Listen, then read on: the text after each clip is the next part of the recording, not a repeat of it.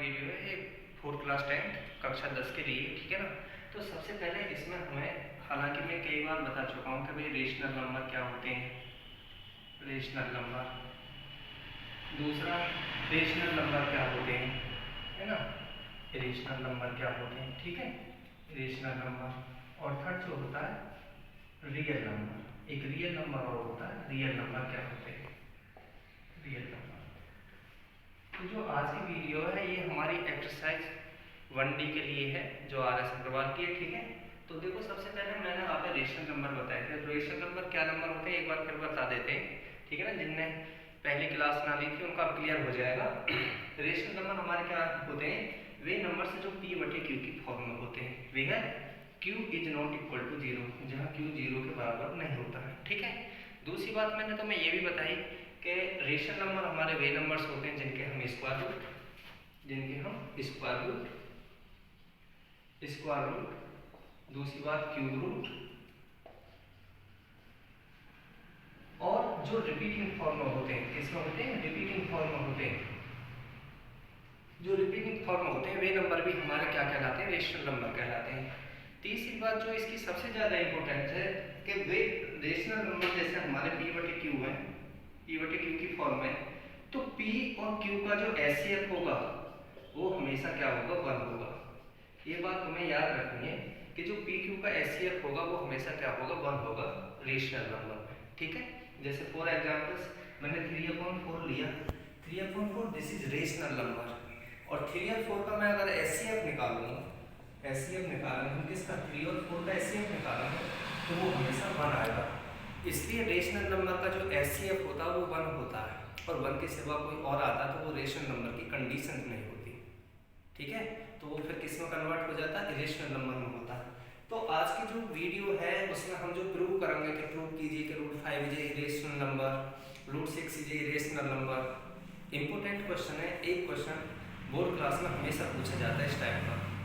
तो उसके लिए हमें ये जानना जरूरी है, जो मैंने आपको ये बताया कि HCF जो होता है, क्योंकि उसमें एक कंडीशंस आएगी तो वहां से हम आइडेंटिफाई करेंगे, ठीक है ना। तो जितने भी हमारे रेशनल नंबर होते हैं उनका जो HCF होता है वो ऑलवेज 1 होता है, ठीक है ना। 1 के सिवा अगर वो आता है तो वो हमारा इनरेशनल कैटेगरी में चले जाता है। तो यहाँ पर आपका रेशनल नंबर बिल्कुल क्लियर हो गया होगा। अब हम यहाँ पर इरेशनल नंबर के बारे में डिस्कस करते हैं। इरेशनल नंबर वे नंबर्स जो रेशनल नंबर्स नहीं होते हैं, ठीक है ना, जो रिपीट फॉर्म में नहीं आते हैं, जिनका हम स्क्वायर रूट क्यूब रूट नहीं निकाल सकते हैं, ठीक है ना, वे सभी हमारे क्या आएंगे, रेशनल नंबर आएंगे, ठीक है ना। और रियल नंबर क्या होते हैं, रियल नंबर वे नंबर्स होते हैं जिसमें रेशनल और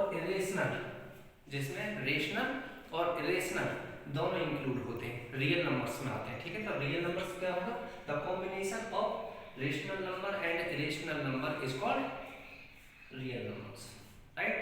तो ये थोड़ा सा पहला क्वेश्चन था जो मुझे बेसिक नॉलेज देनी थी, ओके। तो समझ में आ गया होगा ये चीज आपको।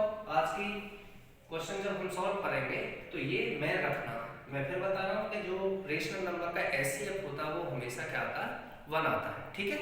अगर 1 के सिवा आता है तो वो इरेशनल की कंडीशन में पहुंच जाता है, ओके,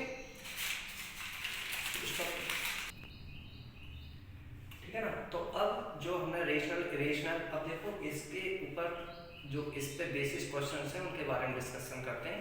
तो 1D का जो यहाँ पर क्वेश्चन नंबर देख लीजिए, क्वेश्चन नंबर कौन सा है 1D का, एक मिनट, क्वेश्चन नंबर D का, ठीक है ना। क्वेश्चन नंबर 4 बता रहा हूँ मैं यहाँ पे कि √6 इज ए इरेशनल नंबर। ये क्वेश्चन नंबर 4 है, यहाँ पे हमें 4 क्वेश्चन है। शो कीजिए कि √6 इज एन इरेशनल नंबर, ठीक है। इरेशनल नंबर ये मुझे प्रूव करना, √6 मुझे इरेशनल नंबर प्रूव करना। तो इस इरेशनल नंबर प्रूव करने के लिए हम सबसे पहले क्या करेंगे, देखिए हम यहाँ पे, मैं इसका सॉल्यूशन लिख रहा हूँ। तो अब मैं इसका सॉल्यूशन बता रहा हूँ। ये क्वेश्चन है हमारा question number 4, √6 is irrational number prove करना। तो सॉल्यूशन देखिए, मैं यहाँ पे लेट कर लूँगा या एज्यूम, इसे मान लूँगा √6 इज रेशनल नंबर, ठीक है, रेशनल नंबर। ये मैंने यहाँ पे रेशनल नंबर एज्यूम कर लिया, मान लिया, ठीक है ना, है नहीं लेकिन मान लिया। जब ये हमारा रेशनल नंबर हो गया, तो रेशनल नंबर की मैंने आपको क्या डेफिनेशन बताई थी, जो p बटे q की फॉर्म में होते हैं, क्लियर सी बात है। देयरफॉर √6 जो होगा हमारा वो p बटे q की फॉर्म में होगा, और यहाँ पे जो p इक्वल टू आएगा वो √6q आएगा। अब रूट को रिमूव करने के लिए हम स्क्वायर करेंगे, तो squaring on both sides, squaring on both sides, ठीक है ना, दोनों तरफ आप स्क्वायर कर दीजिए, तो p स्क्वायर इक्वल टू, देखो जब √6 का स्क्वायर क्या होगा 6 होगा, 6q स्क्वायर, ठीक है ना। मैंने आपको बताया कि √6 का स्क्वायर रूट में रूट को मल्टीप्लाई करते हैं तो क्या आता है, क्या आता है, इसी √6 का स्क्वायर क्या होगा 6, और q में मिलेगा q स्क्वायर, ठीक है।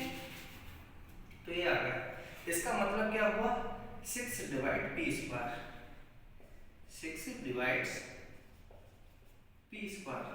जब 6 p को डिवाइड कर रहा है तो क्लियर सी बात है वो p को करेगा, तो 6 डिवाइड्स p, ठीक है ना। नाउ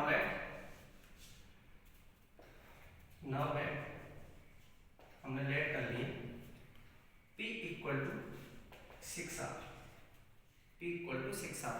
अब देखो सबसे मेन चीज ये है कि आपने 6 क्यों ले लिया। अगर मुझे यहाँ पर पूछा जाता है कि शो कीजिए कि √5 इज ए इरेशनल नंबर, तो मैं यहाँ पे 5 लेता। अगर मुझे यहाँ 11 पूछा जाता तो मैं यहाँ पे 11 लेता। यहाँ 3 पूछा जाता तो यहाँ पे हम क्या लेते, 3 लेते। डेट मीन्स अकॉर्डिंग दिस हम वो चीज़ लेते, ठीक है। और वह आर भी क्या कोई हमारा इंटीजर है, तो ये जो p की वैल्यू है, ये p की वैल्यू आप इसमें रख दोगे, आप इसे इक्वेशन नंबर 1 मानना, फ्रॉम इक्वेशन फर्स्ट में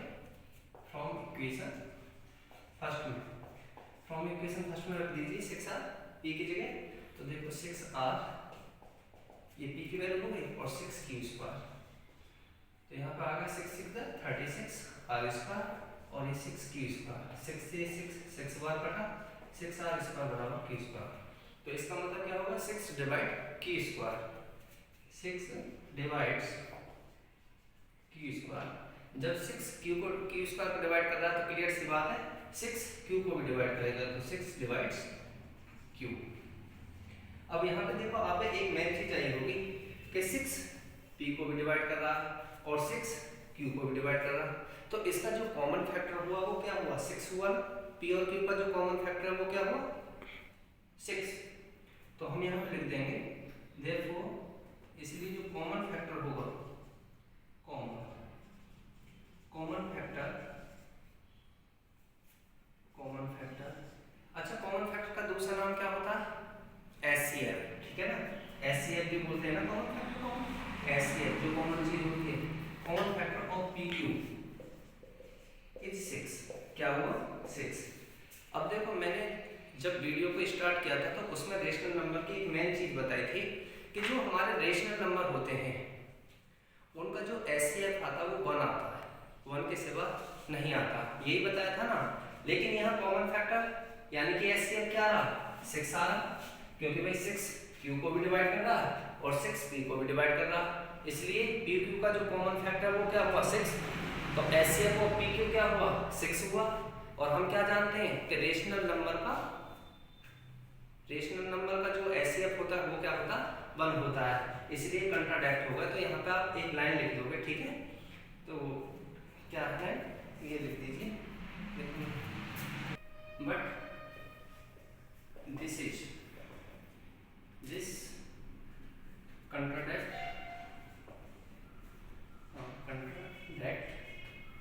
that fact P and Q have no common factor, P and Q have no common factor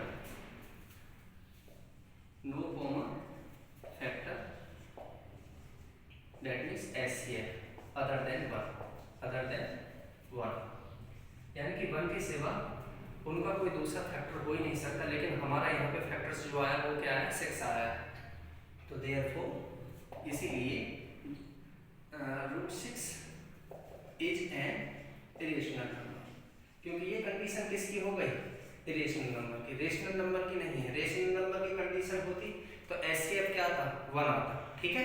लेकिन यहाँ क्या है 6 आया, तो ये कंडीशन हमारी किसकी हो जाएगी इरेशनल नंबर की। देयरफॉर जो हमने चीज मानी थी डेट मीन्स जो हमने रूट 6 रेशनल नंबर लेट किया था वो हमारी जो एजम्पशन है वो हमारी क्या हो गई, रॉन्ग हो गई, यानी कि हम उसे रेशनल नंबर नहीं मान सकते। रेशनल नंबर मानेंगे तो रेशनल नंबर की कंडीशन आनी चाहिए, लेकिन वो कंडीशन किसकी आई है, रेशनल नंबर की। Therefore root 6 is an irrational number. देखो जो ये क्वेश्चन है ये बहुत ही इंपॉर्टेंट क्वेश्चन है, इस पर इस टाइप का एक क्वेश्चन बोर्ड क्लास में जरूर पूछा जाता है। रूट 6 की जगह आपने रूट 5 पूछ सकता है, रूट 11 पूछ सकता है, रूट 3 पूछ सकता है, ठीक है ना। बाकी ये आपकी बुक्स में एग्जाम्पल्स हैं, कुछ क्वेश्चन हैं, तो आप वहाँ पर प्रैक्टिस कर सकते हैं। ठीक है, थैंक यू।